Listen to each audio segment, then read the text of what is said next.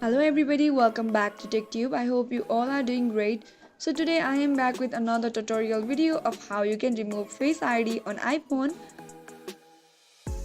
So it's very easy and simple. To get started, you can go ahead and open up your settings on your mobile phone. Now you'll be appear with the several options. Go ahead and keep scrolling. Now go ahead and tap on that Face ID and passcode.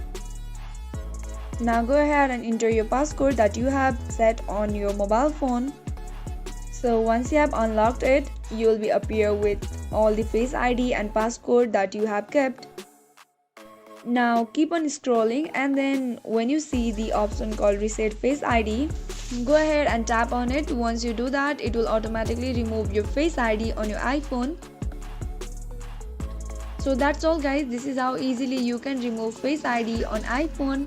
If you found the video to be helpful and informative, go ahead and subscribe to our channel and do not forget to press the notification bell for more updates.